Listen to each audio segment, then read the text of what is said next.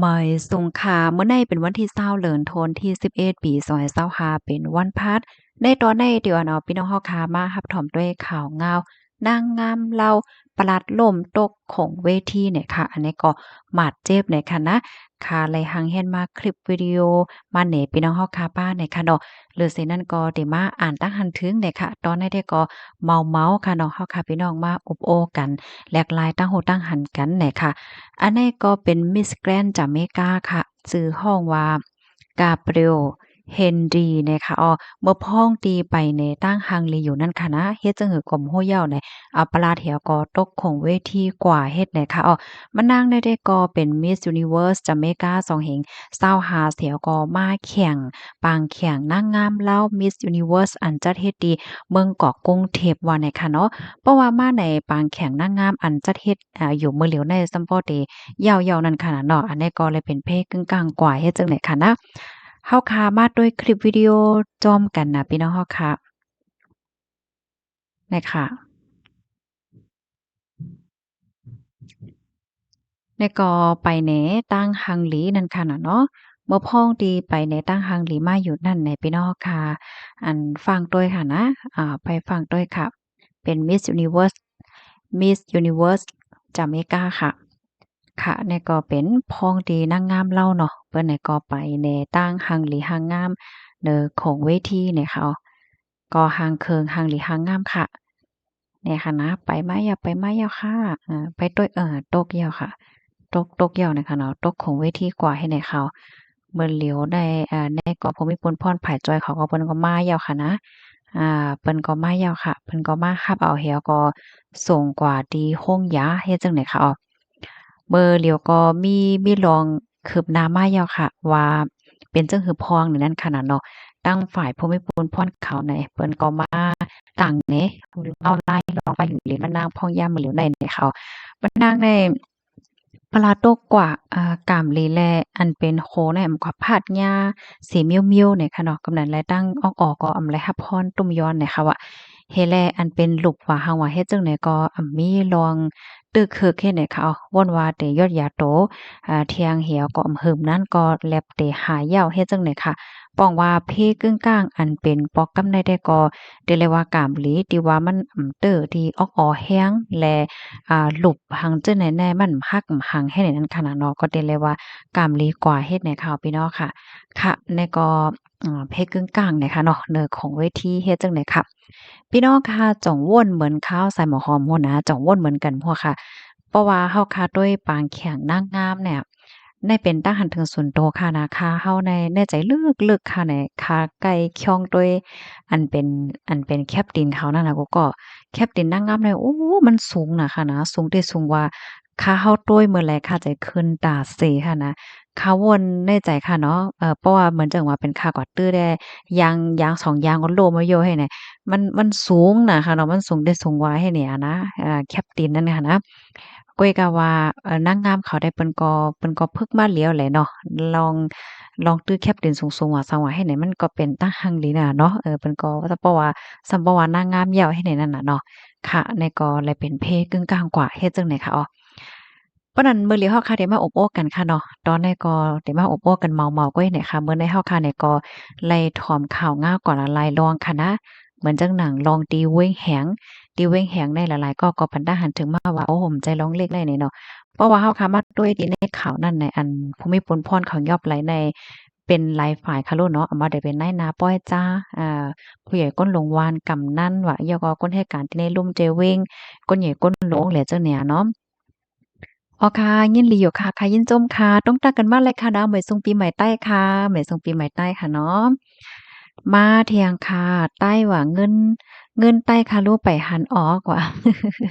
ไปมองเงินใต้หน่อยค่ะอ๋อค่ะมื้อเหลียวอันเป็น PGF เขาก็เปิ้นกวาดล้างจ้มจ่าเพียนใจเหย้าค่ะตั้งฉวยโกโก้ค่ะนะมื้อเหลียวคนที่ให้การจับแผนเขาเนี่ยก็อ่อนกันเงิ้งก็อยู่ตัวละก็อยู่ที่รถเพื่ออยู่ห้างไผห้างมันเหย้าน่ะค่ะมาแทงทหารถึงค่ะปีพะพาเฮาแต่มาใจว่าใจเหย้าค่ะต่อเหลียวสาวหังหลีใต้เฮาหาเอาโพแขยังมีตั้งนำว่าโอ้ใจค่ะ เนาะมาแทงทหารถึงอันหนึ่งค่ะล่ายหาป้ายมักมีในโรงฟ้าในแขกเขาเป็นที่หนึ่งยาวคาเนี่ยเนาะอ๋อนั่นยาวติเลยว่ากามลีนะเนาะเพราะวางมาก็ครบทบหันหมอค่ำลงเนี่ยค่ะว่าได้นะอันที่อันโปรแกรมที่หนึ่งนั่นเขาย่านนั่นก็เป็นเฮงตันเนาะกำที่สองกำที่สอง40ปลายตันเนาะกำที่สามเฮงปลายแท่งไหนโอ้โฮแต่เลยว่า ปอกที่1และปอกที่3แน่เป็นตีอันใหญ่กว้างตีอันค้ำออกนำให้นั่นน่ะเนาะเกี่ยวกับในลองได้อันข่าวเนี่ยก็ได้ยินอันเป็นผู้รู้ข่าวค่ะเนาะเปิ้นเนี่ยก็ลาด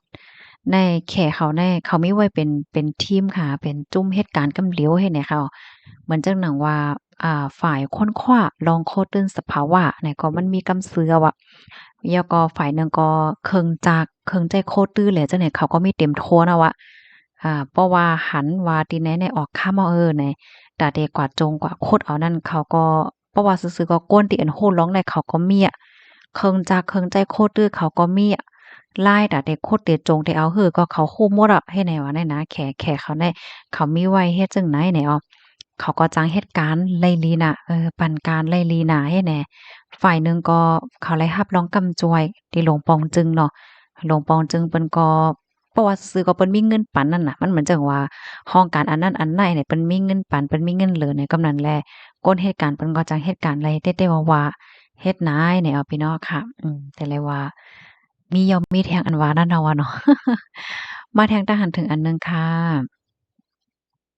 ถ่อมกันอยู่ที่ไรตั้งไรพองต้องตักกันมาไรค่ะเนาะเหมือนจังหนังบางเปิ้นตีซ้ำมีอยู่ว่าในเซตาตาเตกว่า6ทบหันได้มันก็ง่ายค่ะนะ ตาเตกว่าโฮบหันว่าตินันตินัยมีคำในนั้นมันนำได้เลยเป็นผู้ลงเรียนผู้อันมีตั้งฮู้ผู้อันที่เปิ้นยามเรียนมาเกี่ยวกับเลยลองธรณีหลินหังให้แหนหินแฮและเฮ็ดจังได๋เที่ยงให้แหนเขาเนี่ยนะมันจังว่าเพราะว่าเฮาค่ะเป็นคนโยโย่แหน่เฮาแต่ก็หาก็ด้วยเฮาก็เต็มโฮดเลยค่ะเนาะว่าสายหลินเนี่ยมันมีคำว่าเมียตินันตินัยเฮ็ดแหนมันนำแต่เลยเป็นคนที่อันเปิ้นเฮ็ดมากำซื่อเฮ็ดแหนเนาะ เพราะว่าเฮ็ดมายาวห่ำแต่เลยเป็นคนที่อันเฮ็ดมาเกี่ยวเลยลองคดมันเทียงให้แหน่บางทีในออกอยู่ก็ตาได้กว่าหาได้มันก็ง่ายให้แหน่นั่นน่ะเนาะมันแต่เลยมีป้าเอ็นเฮียงก้นและจังเนี่ยเนาะไว้ส่งปีใหม่ค่ะโดดใจให้กัดเย็นเสกะว่าค่ะยินจมค่ะไว้ส่งปีใหม่ในโตใหม่ใจใหม่ให้ขึ้นใหญ่กัดเย็นค่ะอ้อค่ะมื้อนี้เป็นวันปีใหม่ค่ะเนาะ ย้อนให้กูก็อยู่ลิขึ้นใหญ่กันเซกล้ามนะคะแต่เอาปีใหม่ในกว่าค่ะนะว่นสังจึงหือเนี่ยก็ไฮไลท์เมืองกลางใจมุมมองเยังอ่านคันแลแค่เป็นนันเซกล้ามนะคะต้องตากันว่าเลยค่ะอบโอ้กันไลเนี่ยเนาะเหมือนสงกรานต์เลยค่ะตอนตาคอมเมนต์อันไลค์ค่ะเนาะตีว่ามันตกคงตกหายข้ามหันแม่นเนี่ยค่ะเนาะบางปอกอันมันขึ้นมาเนี่ยก็ขว้างผันนิดนึงเนี่ยค่ะโอ้โหเมืองเปิ้นแต่มียอมมีเที่ยงเนี่ยค่ะว่า ใจยาวค่ะมียอมมีแทงนั่นยาวเพราะว่าบ้านเนี่ยมันก้องกันมั่วอะค่ะเนาะลองป้ายปิงหยาอันว่านั้นป้ายปิงหยาอันว่าแน่มันใจเลยว่าโหลไรเหมาะอ่านเล็กแต้มเล็กไรก็น่านก้อยเนี่ยค่ะเนาะมันเนี่ยก็ละลายต้นค่ะเนาะมันจึงว่าตาเดกว่าหาหันค่ำนั่นก็เป็นปิงหยาตาเดโคตรค่ำออกมาแล้วก็ห้ามหล่นมีปิงหยาให้ไหนแทงมันมีลายมันเฮ็ดไหนค่ะว่าเนี่ยมาแทงค่ะน้องคำสาเฮาค่ะแต่มาหลีกข่อยเมืองเปิ้นขึ้นใหญ่นะค่ะเนาะว่าเมืองเฮาแต่มื้อไหลแต่กัดเย็นเนี่ยเนาะ นั่นแหยวค่ะมื้อไหร่ที่กัดเย็นก็โมโหแน่เนาะเมืองเปิ้นแต่ขึ้นใหญ่ยาวขึ้นใหญ่แท้พอไหลขึ้นแล้วก็ขึ้นโดยที่ก็ว่าเฮ็ดได้เนาะค่ะต้องตักกันมาไรค่ะป้ายมักมีอันว่าเนี่ยก็ลำลองค่ะเนาะเพราะว่าเฮาค้ามาต้วยป้ายมักมีเหมือนเฮาว่ามันเต็มรองใหญ่เฮ็ดจังเนี่ยนะเพราะว่ามีเงินเนี่ยก็มันก็จังเฮ็ดเลยหมดค่ะโลหลวงปองจึงมีเงินเนี่ยก็หลวงปองจึงก็ก็จังเฮ็ดน่ะเนาะจังเฮ็ดหลายๆๆมิ้วเฮ็ดได้ค่ะนะเส้นตาสายต้างว่า ลองก่อนลองไปว่าสังหมอจั่งใดค่ะนะโกสำเสียนเปิงเนี่ยค่ะเนาะป้อเมืองโฮมตุ๋มโคดหญ้าจึงนั้นแต่ได้หิมกันโอ้เปิงทนอยู่ค่ะเนาะว่านั้นค่ะต้องตักกันมาเลยค่ะนะถ่อมกันอยู่ที่ไหลตั้งไหลพองเนี่ยค่ะเมื่อใดก็เป็นวันปีใหม่เมื่อวานเลยพี่น้องค่ะก็รับเจงกันที่ไหลพองบางก็อำไลกว่าที่ไหลค่าได้ค่ะเนาะอยู่เฮิรนกุ้ยไหลเฮ็ดจังไดก็มีบางก็ก็รับเจ๋งตั้งคืนยาวค่ะเฮ็ดเนี่ยเนาะตอนดาข้าวใส่หมอหอมแต่ปีนี้ได้ก็ไลกว่าค่ะนะไลกว่าไหลเนี่ยค่ะเนาะก็อันพับป้อยเนื้อออนไลน์กุ้ยเนี่ยค่ะ ก็หลีเกี่ยวไว้เมี่ยวหนึ่งหนังเก่าเนี่ยค่ะนะค่ะพี่น้องค่ะรับถอมยาวแค่ปันตาหันถึงแลเพิ่มเทียมข้อมูลในตอนรายการปล่อยเสียงเฮาค่ะและจังได๋ค่ะเนาะก็ต้องตักแลปันตาหันถึงบ้านละอยู่ได้ค่ะยินหลีหอมส้มรับตอนไหนค่ะเนาะพี่น้องค่ะก็เลยพี่สาวเฮาว่าใครทำอยู่ก้วยกำใจลองข่าวหน่อยค่ะว่าลองหังมั่วค่ะเนาะก็จะถามว่าอะไรเด้ค่ะเนาะบ่ฮู้ในเต็ดตอบปันเด้ค่ะนะเพราะว่าฮู้ในเต็ดตอบปันเด้ค่ะเนาะสังว่าอำฮู้ก็ได้ก็หาข้อมูลเหี่ยวก็ได้มาเปิ้นแพร่ปันแหน่เนาะมาแลกหลายกันแหละจังได๋ค่ะยินจมบูก็ค่ะย้อนให้อยู่เลยกินหวานให้รอดเพกันค่ะน้อบ่ายสงค่ะ